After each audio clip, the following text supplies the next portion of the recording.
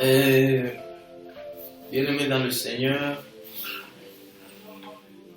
j'aimerais partager avec vous sur la parole de Dieu. Et ce que j'aimerais partager avec vous, c'est sur un thème intitulé « Se conformer à la volonté de Dieu ». Se conformer à la volonté de Dieu. Et j'aimerais qu'on lise un passage biblique dans 1 Roi chapitre 17, à partir du 2e verset. La Bible dit: une parole de Yahvé fit alors adresser à Élie: pars d'ici et va du côté de l'est, tu te cacheras dans le torrent de Kérit à l'est du Jourdain. Tu boiras l'eau du torrent, et j'ai donné des ordres aux corbeaux pour te nourrir. Et Élie partit donc et fit ce que Yahvé lui avait dit. Au verset 17, au bout d'un certain temps, le torrent resta sec car la pluie ne tombait plus sur le pays. Et une parole de Dieu lui fut alors adressée: lève-toi, va t'établir à Sarepta dans la région de Sidon. J'ai donné des ordres là-bas à une veuve pour qu'elle te nourrisse. Elle se leva donc et partit pour Sarepta. Bien-aimés, tous ces chapitres du 7, de 1 Roi chapitre 17, c'est un chapitre où il y a ce qu'on appelle la triple conformité à la volonté de l'Éternel. Vous savez, la plupart des gens ont de difficultés à se conformer à la volonté de l'Éternel. Vous savez, la volonté de l'Éternel, c'est quoi si on veut entrer dans le vif de ce thème? La volonté de l'Éternel, c'est ce que l'Éternel est en train de chercher. Ce que l'Éternel veut, c'est ça sa volonté. Et la plupart des gens sont dans leur volonté que de chercher la volonté de l'Éternel. Mais la Bible nous dit au verset 2 de 1 Roi chapitre 17, la parole de l'Éternel vient s'adresser à Élie, il lui dit: pars d'ici et va du côté de l'est, tu te cacheras dans le torrent des Kérit. Bien-aimé, c'est très profond ce texte, dans le sens que je ne vois pas dans ces chapitres, dans ces versets, où Élie est en train de résister à la volonté de l'Éternel. Élie est en train de suivre la volonté de l'Éternel. L'Éternel lui dit: va et cache-toi au torrent des Kérit. Et le verbe qui est en train de m'étiquer dans cette péricope que je suis en train de développer avec vous, c'est que Dieu lui dit d'aller se cacher au torrent des Kérit. Et Dieu lui dit: j'ai ordonné les corbeaux de te nourrir là-bas. Élie pouvait discuter avec Dieu, par exemple, en disant: comment est-ce que les corbeaux peuvent me nourrir? Est-ce que les corbeaux nécessairement peuvent me nourrir? Mais ce qui m'étonne, c'est quoi? Dieu dit: j'ai ordonné les corbeaux de te nourrir. Quelque part, la volonté de l'Éternel, c'est que Élie quitte et aille se cacher au torrent des Kérit. Mais il ne va pas se cacher seulement comme ça. Dans cette volonté de l'Éternel d'aller se cacher au torrent des Kérit, il y a la provision que Dieu a déjà mise en place pour Élie, qui doit respecter la volonté de l'Éternel. Et cette volonté de l'Éternel est dans le sens que lorsque Élie se trouve au torrent des Kérit, premièrement, il sera caché, comme Dieu l'a dit au verset 3e. La deuxième des choses, il y a la provision des corbeaux. Ça veut dire quelque part dans la volonté que l'Éternel est en train de nous donner, il y a une provision. C'est pourquoi la plupart des gens qui ne respectent pas la volonté de l'Éternel, il manque la provision. Et derrière la volonté de l'Éternel, il y a une provision. Plusieurs dans ce monde cherchent la volonté de l'Éternel, mais plusieurs, lorsque la volonté de l'Éternel est là, ils ne respectent pas cette volonté de l'Éternel. Ça veut dire quelque part, il y a déjà un problème qui se passe. C'est lequel? Les gens cherchent la volonté de l'Éternel, mais il ne se conforme pas à cette volonté de l'Éternel lorsque cette volonté est mise en place. Dieu lui dit, j'y ai ordonné les corbeaux de te nourrir. Mais il faut regarder la dimension de bec des corbeaux. Les corbeaux vont amener quelle grandeur de nourriture par rapport à la dimension de leur bec. Ça veut dire quelque part, le verbe cache-toi, c'est un verbe qui accompagne Élie dans la volonté de l'Éternel, même au torrent de Kérit. Ça veut dire que c'est un temps de retraite. C'est un temps où Dieu est en train de cacher son serviteur. Ça veut dire que la volonté de l'Éternel, c'est une volonté qui cherche le bien de la personne. Vous savez, quand tu marches selon la vue et que tu ne marches pas selon la foi, tu auras toujours des difficultés de comprendre quel est le besoin primaire de Dieu dans la vie que tu es en train de mener. Vous savez, Dieu peut te parler sur ta vie, Dieu peut t'orienter sur ta vie. Maintenant, par rapport à l'aspect extérieur de ce qui se dit, tu peux parfois résister, tu peux parfois dire que ça n'ira pas, mais derrière cette volonté, même si ça paraît bizarre aujourd'hui, il y aura une provision qui va t'aider. Le même Dieu qui nous dit d'aller au torrent de Kérit, le même Dieu encore, il lui dit au verset 7, mais va encore à Sarepta, j'y ai ordonné une veuve de te nourrir. Parce que l'eau de Kérit était déjà séchée. Mais bien aimé, que Dieu nous facilite à comprendre certaines réalités. Parfois, Élie pouvait se poser des questions. Dieu m'a envoyé au torrent de Kérit. Des choses allaient être éternelles. Les corbeaux pouvaient venir à tout moment. L'eau devrait être là en permanence. Mais là où Dieu envoie Élie, il arrive là-bas. À un certain moment, l'eau est maintenant à sec au torrent de Kérit. Le même Dieu qui lui avait dit d'aller au torrent de Kérit, le même Dieu lui dit encore de changer de nuit. Ça veut dire, la volonté de Dieu, parfois intervient dans la vie de quelqu'un par rapport aux circonstances que la personne est en train de traverser.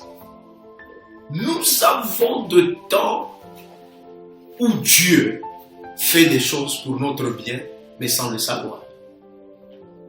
Mais Élie quitte encore et il va s'arrêter. Mais le narrateur de ce chapitre est en train de nous faire savoir, Dieu parle, Élie qui réagit, mais il n'y a pas de pause, il n'y a pas de résistance d'Élie. Dieu parle automatiquement, Élie s'élève, automatiquement Élie va là où Dieu l'envoie. Voilà l'obéissance à la volonté de Dieu. Vous savez, c'est conformer à la volonté de Dieu, c'est obéir à la volonté de Dieu. Et cette obéissance à la volonté de Dieu amène une grandeur dans la vie de quelqu'un. Et cette obéissance à la volonté de Dieu amène la responsabilité d'être encore avec Dieu dans des moments les plus difficiles. Dieu intervient toujours. Vous savez, quand Dieu voit en toi l'obéissance à sa volonté, Dieu fera tout pour toi. Dieu fait tout dans la vie de quelqu'un qui obéit à sa volonté, parce que l'obéissance témoigne le respect envers celui que tu obéis. Élie obéit encore, il quitte Kérit, là où il était nourri par des corbeaux, il va à Sarepta où il sera nourri par une veuve. Ce qui m'intéresse dans ces passages, il y a une double volonté premièrement. Et cette double volonté, c'est quoi? Au torrent de Kérit, où la première parole est adressée à Élie, Élie va au torrent de Kérit où il sera nourri par des corbeaux. Mais au verset 17, le même Dieu lui dit de quitter Kérit et aller à Sarepta où il sera nourri par une veuve. Nous avons double volonté là. La première volonté de Dieu, c'est que Élie aille à Kérit. Et la deuxième volonté de Dieu, c'est que Élie aille chez la veuve de Sarepta. Il a commencé d'abord par la dimension d'être nourri par des corbeaux. Et puis il a fini à être dans une autre deuxième dimension, d'être nourri par une personne. C'était la veuve de Sarepta. Vous savez, il y a un moment dans la vie où tu peux passer par être nourri par des corbeaux. Et il y a un moment où tu passeras pour être nourri par deux personnes. Vous savez, il faut toujours accepter le temps que tu traverses avec Dieu. Il y a un temps où tu traverseras avec Dieu, où tu es nourri par des corbeaux. Il y a un temps où Dieu te dira, la saison des corbeaux vient de terminer. C'est la saison d'être nourri par des personnes. Je déclare dans la vie de quelqu'un qui est en train de me suivre maintenant, c'est un moment fort pour ta vie où la saison où tu étais nourri par des corbeaux sera achevé, tu vas commencer une dimension où tu seras nourri par une veuve. Mais ce qui m'intéresse dans cette histoire, à Sarepta, c'était une ville portuaire. Ça veut dire que c'était une ville ouverte au commerce maritime. Ça veut dire qu'il y avait des grands bateaux qui accostaient à Sarepta. Parce que Sarepta se trouve dans la Phénicie. Sarepta, Sidon, Tyr, ce sont deux villes phéniciennes. Mais ce qui m'intéresse dans cette histoire, c'est quoi? Quand Dieu dit à Élie d'aller se cacher, il se cache contre la fureur de Jézabel, qui est une Sidonienne, qui est de la Phénicie, qui est la femme d'Akab. Mais là, Jézabel vient de là où Dieu est en train d'envoyer Élie. Quelque part, Élie est en train d'affronter l'ennemi à la source. Ça veut dire là où Élie est parti faire la retraite, c'est là que vient son ennemi. Ça veut dire la profondeur de la grandeur de Dieu ne se trouve que lorsque tu connais l'origine de ton ennemi et lorsque tu le maîtrises par rapport à la dimension spirituelle. Et ce qui m'intéresse, c'est une veuve. Il y a beaucoup de gens qui ont l'argent à Sarepta. Mais Dieu sollicite Élie, l'homme de Dieu fort qui a arrêté la pluie pendant 3 ans et 6 mois.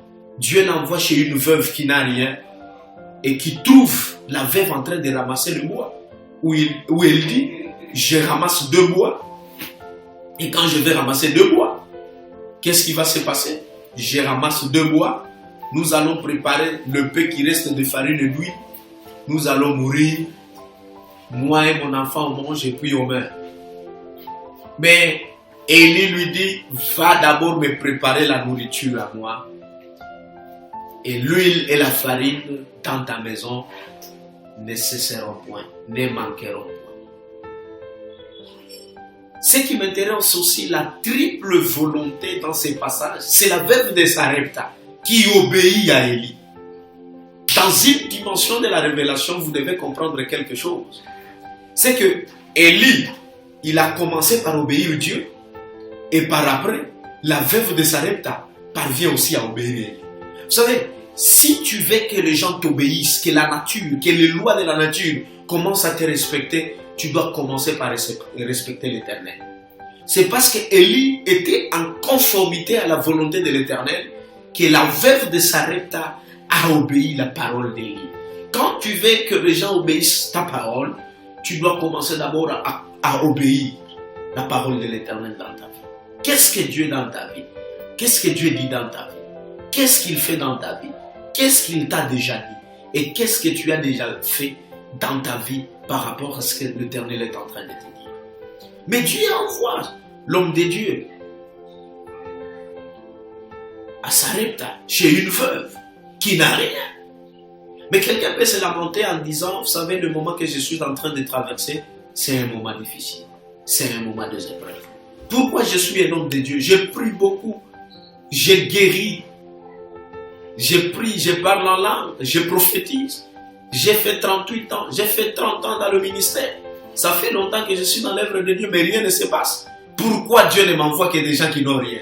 Non, mais Élie, l'homme de Dieu puissant fort, il est en train de subir ce moment où il est en train de passer chez la veuve de Sarepta, qui n'a absolument rien. Mais le Dieu qui est riche, le Dieu qui peut tout faire dans la vie de quelqu'un, mais comment il souhaite à l'homme de Dieu qu'il soit dans la maison de quelqu'un qui n'a absolument rien? Je comprends par là que c'est une période de cache-toi. Ça veut dire que c'est une période, les 1 au chapitre 17, c'est une période où Dieu est en train de te cacher. Où Dieu cache ses serviteurs. Et quand Dieu te cache, ce n'est pas par peur de tes ennemis. Mais quand Dieu te cache, c'est pour une préparation. C'est ce que j'appelle autrement, c'est un chapitre de l'école du désert. Et quand quelqu'un est en train de traverser une école du désert, c'est une école où les obéissants, le persévérant, atteignent le bout. Le persévérant atteigne leur destinée. Il arrive là-bas, il est resté là-bas. L'huile et la farine n'ont pas manqué dans la maison. Mais la femme lui a dit, je ramasse 2 bois. Mais ce qui m'étonne, c'est les 2 bois que la femme est en train de parler là-dessus. Je ramasse 2 bois. Comment les 2 bois peuvent faire un gâteau? Waouh! Dans une dimension que nous pouvons comprendre, ces 2 bois, c'est aller dans le Nouveau Testament. Christ est mort à la croix à 2 bois. le bois vertical et le bois horizontal. Ça veut dire que ce n'est que la croix qui peut cuire le gâteau dans ta vie. Ça veut dire que c'est la croix qui peut rendre une grande maturité de ce que tu peux consommer facilement. Dieu est avec toi.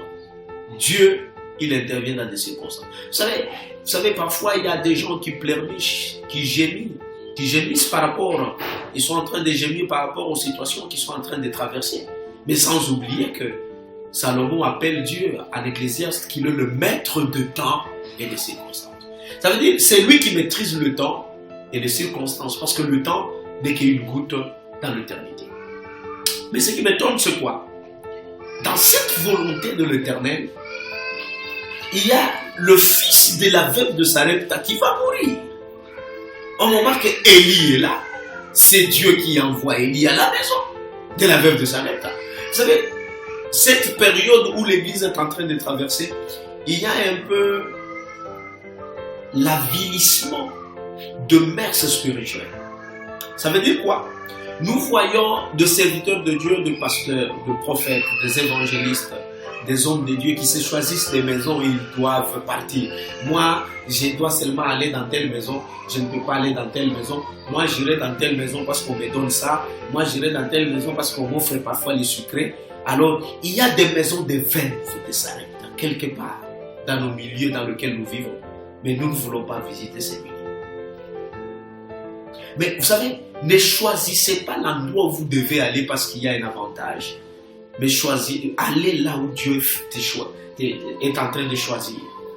Laisse Dieu choisir pour toi l'endroit où tu dois aller. C'est là qu'il fera l'exploit dans ta vie. C'est là qu'il y aura le renommé dans ta vie. C'est par rapport à là où Dieu veut t'envoyer. Vous savez, si Élie s'était choisi un endroit des riches comme ça, on n'allait pas parler de ces passages. Nous avons pu parler de ces miracles dans ces passages. C'est parce que quelque part, Élie a obéi là où Dieu lui a dit d'aller, chez la veuve de Sarepta. Le fils meurt, mais Élie a fait le miracle qui a bouleversé même la femme. Et la femme qui reconnaît en disant, réellement, tu as un Dieu vivant. Mais ce qui m'étonne, la veuve de Sarepta, elle est de la même origine que Jézabel qui est en train de contrecarrer la puissance de Dieu au travers d'Élie en Israël. Ça veut dire quoi? Même si Jézabel refuse la puissance de Dieu dans la vie d'Élie, mais à Sarepta, il y a une femme de la même parenté que Jézabel qui reconnaît la puissance d'Élie. De l'autre côté, quand les gens contredisent ce que tu fais et ce que tu dis, de l'autre côté, il y a Dieu qui est en train de montrer aux autres ce qu'il fait avec toi. Et la Bible me dit ceci: il y a une puissance dans le nom de Jésus. Ce qui m'étonne, c'est que quand vous allez au chapitre 18, et le chapitre 18, c'est un éclaircissement fort de ce chapitre 17 que nous venons de lire. Au premier verset, la Bible dit longtemps après, cela faisait déjà 3 ans. La parole de Dieu fut adressée à Élie: va et montre-toi à Akab, je vais faire tomber la pluie sur la terre. Élie partit donc pour se présenter devant Akab. Mais dans le début de ce chapitre, il y a quelque chose de très profond. Dans le début du chapitre 17, Dieu dit à Élie d'aller se cacher. Et dans le début du chapitre 18, Dieu dit à Élie d'aller se présenter. Ça veut dire le verbe se cacher au verset 3 du chapitre 17 est en train de caractériser tout le chapitre 17 où Élie se cache comme quelqu'un qui est en retraite. Et nous voyons dans Hébreux chapitre 18, Élie, Dieu lui dit d'aller se présenter maintenant. Ça veut dire qu'il y a un chapitre dans ta vie où Dieu te cache et il y a un chapitre dans ta vie où Dieu va te présenter. La plupart des gens qui meurent dans l'œuvre de Dieu, ce sont ces gens-là qui se présentent au moment que Dieu n'a pas dit encore de se présenter. Il y a des gens, Dieu lui dit de se cacher, lui veut se présenter.